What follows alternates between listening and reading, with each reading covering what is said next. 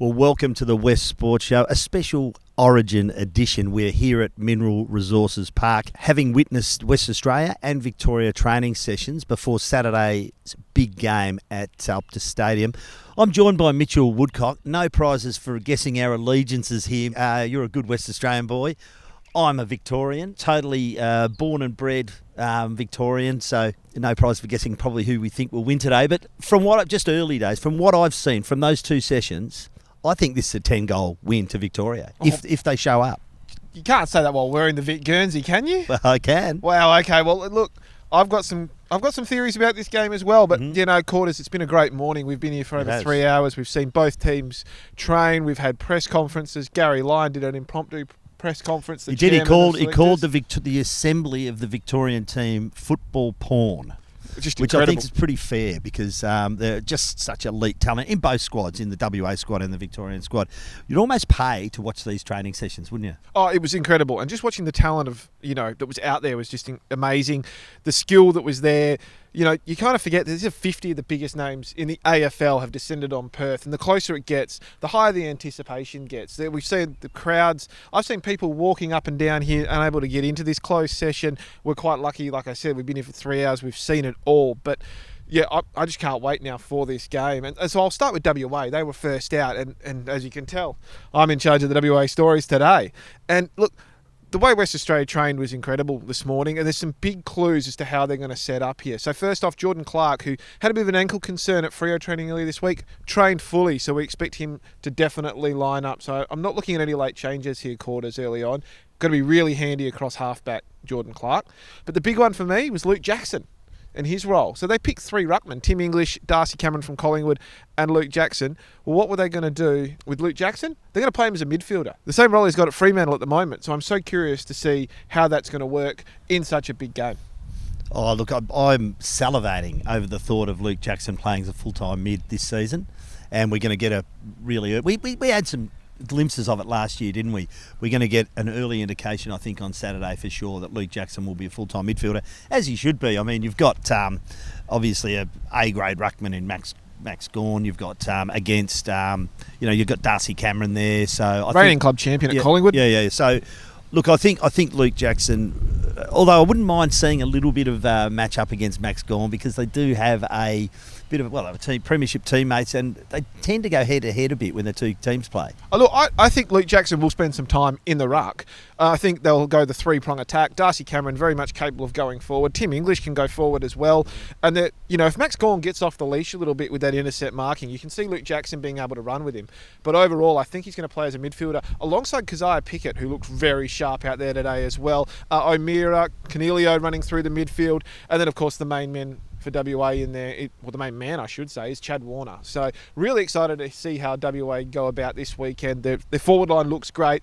Defence led by Sam Taylor, dual All-Australian, looks really good as well. But you made the bold statement at the start, Quarters. You've just watched Vic training very closely. You're saying a 10-goal win to the visitors. Well, before they trained, they had a smoking ceremony out here on Oval number 2, and I'm telling you, it's going to be a smoking on Saturday. From what I've seen, this is no disrespect to this WA squad, but this Victorian 25 just goes so deep. I'll read some names out here. We're looking at it. So looks like Dacos may play forward. He certainly was forward in drills here today. Obviously Sam Darcy, Toby Green, Patrick Dangerfield. Unbelievable collection of forwards there. Ed Richards, Zach Butters, Matt Rowell, Noah Anderson, Caleb Sarong and Marcus Bontempelli as running through there as midfielders. So you just look at the depth's amazing.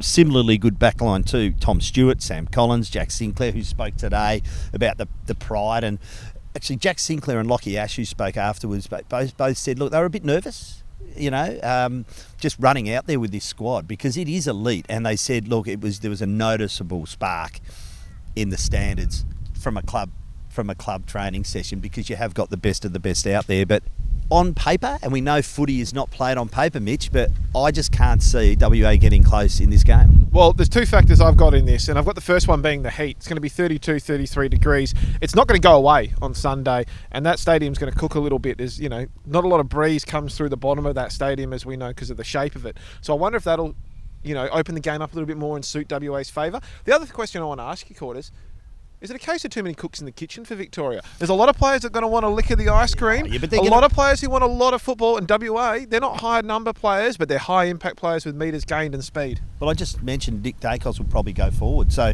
I think they're capable of going half back, half forward, playing anywhere. So I don't think it's a case of too many midfielders at all. And the All-Australian team's full of midfielders, Mitch, as we know. One thing I did notice, there's obviously going to be a raft of rule changes this year. Just with that last touch out of bounds, I noticed with the Victorian session, there's still a little bit of catch up on that one. So I think early, certainly in getting the game on Saturday night or late Saturday afternoon, and early rounds of the AFL, I reckon there'll be a bit of fan bewilderment early, but they'll adjust. They're elite. They'll adjust pretty quickly. Yeah, it's going to be interesting. I've noticed that at West Coast training and a little bit at Freo training as well, coaches, and especially when they're doing a bit of match sim with umpires there, they're working on those sorts of things. The other thing we had today, Quarters, was we had some press conferences. So we started with WA having Nathan Broad, the 3-time Richmond Premiership defender, and Brad Hill from St Kilda, obviously played 3-time Premiership player at Hawthorn as well as played at Fremantle. But Nathan Broad just basically shut down any chance of this being a Mickey Mouse game. Yep. So let's just have a listen to his comments here about the physicality and the worry about injuries. There's risks every day though. Training, there's risks. Inter-club games, there's risks. At the end of the day, it's a game of football and representing our state, and no one's going to take the foot off. I think we have a responsibility. It's been 28 years or something since Origin, and a lot of commentary around, players are going to take it easy and bruise-free football, and that's not how we're going about it. If this is going to be a thing going forward, it's got to be all in. We're all in. So, you'll see first bounce on Saturday. So that was Nathan Broad there, Quarter. So that's just going to shut down any possibility that this is going to be a exhibition game or an NBA All-Star game that, pretty much is in the modern day. This is going to be state versus state. This is Vic v WA. There is a bit of passion in this. There is. We had a visit from the very professional and always very generous Garry Lyon, the chairman of selectors of Victoria. I mentioned before he called this Victorian squad footy porn. He also said Chris Scott's early message to the Vic boys before they went out for their training session. He got them together and he said, if any of you here are not fair income, then you're in the wrong place, because we all want to win this game. So I think what I saw on the training track, the way the players have spoken early, and they're just professionals, Mitch. I think they get out there. They're going to be going 100% at this footy on Saturday afternoon. So really good signs early. It's obviously a sellout game. There are going to be so many eyeballs on this game, the Channel 7 coverage of it, because let's be honest, we love our cricket, but we're starved of footy. It's got to the point now where I certainly feel like I'm ready. Let's bring it back. And if you're going to roll through practice matches, let's be honest, you watch practice matches, you're hoping that players on your team don't get hurt. That's what you're hoping. But this is a fair income game. So I'm really excited that this has now been injected into the pre-season, and I think the doubters of this concept are going to be really pleasantly surprised, I reckon. Well, and as Nathan Broad said, this is on these players to continue this going forward. If this is going to work, it has to be going forward. They have to make this a real thing. So they've got to make it fair dinkum. They've got to go in hard. This can't be a game where people sit back at the end of it and go, well, it was fun to watch, but, was it really a game of football? No, this is all about wins and losses here. This is state v state. So, and look, you got guys like Liam Baker and Paddy Cripps for WA who are just going to go one way. Chad Warner's already probably trying to pick fights out there. Max Gawn from Victoria have made it very well aware. So, I think this is going to be a big thing. And I can tell you right now, there's a bit of uncertainty around what happens next. But if the winner has to gets the opportunity to stay on and maybe play a South Australian side, which, by the way, it's got some stacked talent that's not playing out there. You think Nazai Wanganeen Miller and the likes of Jordan Dawson, Riley Thilthorpe, Goulden at Sydney, do you think they're liking watching all this publicity and that? They're going to be chomping at the bit to play. So I can tell you right now, if the winner gets to stay on and take on South Australia next year, that's a plucky reward. So I reckon this has got a real longevity to it. I really do. I agree with you. I certainly hope so. Be sure to pick up your free 48-page AFL Origin Collector's Guide in the West Australian this Friday. A complete guide to the weekend's big game. This glossy magazine takes you inside football's greatest rivalry, with all the highlights from every historic battle between WA and Victoria, star player profiles, and much more. And while we're on the subject of jumpers, we've still got a few WA jumpers to give away to any lucky subscribers. So go to thewest.com.au, subscribe to The West Australian, and you'll walk away with a WA jumper. Just some other thoughts about that Victorian session. I just was really good to see Daisy Pearce out there in the big V jumper, obviously a Victorian from the Bright area. Converted her, though? She goes back with she's Victorian, and no. You haven't converted her yet No. as a West Coast coach? Once you're a Victorian, you're always a Victorian, Mitch. That's why you're wearing that. Yeah. But I think she goes back. Obviously, she spent some time at Geelong, so she goes back with Chris Scott. So he's invited her to join in as an extra hand. So good to see her out there. Sam Mitchell out there barking instructions. A really good bit of byplay with Bailey Smith too. Got his fist to a ball that Bailey was going to mark. Bailey wasn't too happy, and obviously there's been a bit of rivalry between Hawthorn and Geelong the last couple of years, and particularly involving Bailey Smith. So that was pretty interesting. All light-hearted stuff, but you can see there's a real energy out there, and I noticed it with the WA squad too. So, this time of year we normally get rolling through the practice matches. It's really exciting. Oh, I can't wait. All right, well, a couple of questions on the notice. EJ Whitten medal. Fantastic to see it back as well for the best Victorian. Who takes it out for Vic this weekend? Oh, it's just a good question. There's so many good players out there. I'm going to go with my favourite non-Hawthorn player in Marcus Bontempelli. There we go. And then, of course, the Graham Moss medal, the first ever Brownlow medalist from Western Australia. Was only presented 4 times. The last winner, Peter Bell, who we both know quite well. That's for the best for WA. And I'm going to pick Cozzy Pickett for this one.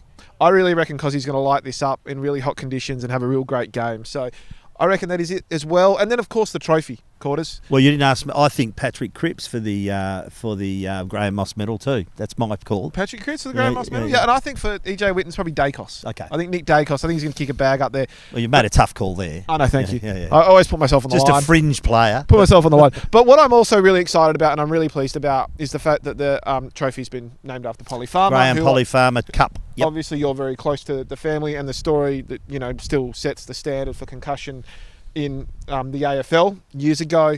So fantastic to see that as well. Being presented by Polly's daughter, Kim. Yep. And I'm still a staunch man that says that I know we've got the pipe, but there should be a statue out the front of Optus Stadium for Graham Polly Farmer. Absolutely, there should I'm be. still There staunch will on that. Not should be. There will be. There has to be. And I'd like to see if this game gets another go, especially against Victoria. I'd like to see the next time that happens, that get unveiled. Right, I've given you my margin. It's 10 goals to the big V. Who wins and what's the margin? Vic, too many cooks in the kitchen. They're all going to want a piece of the pie. They're going to be stumbling over themselves. WA got passion. And you know what? They say it's 25 v 25. No. It's 60,000 and 25 v 25. Okay. So WA win this by 3 goals. And plenty of sport here in Perth with the AFC Women's Asian Cup Australia 2026, which kicks off right here in Perth when the Matildas take on the Philippines on Sunday, March 1. Take your family from $95. That's for 2 adults and 2 children. See 12 of the best women's football teams from Asia compete as Perth plays host to 10 games, including Asia's top-seeded team, Japan. Plus, see the top talent from India, Vietnam, Chinese Taipei, Bangladesh and Uzbekistan. Get your tickets to Dream now at Ticketmaster. Well, that's a wrap here from Mineral Resources Park, and we'll be back next week to wrap up AFL Origin Reborn. Can't wait, Quarters.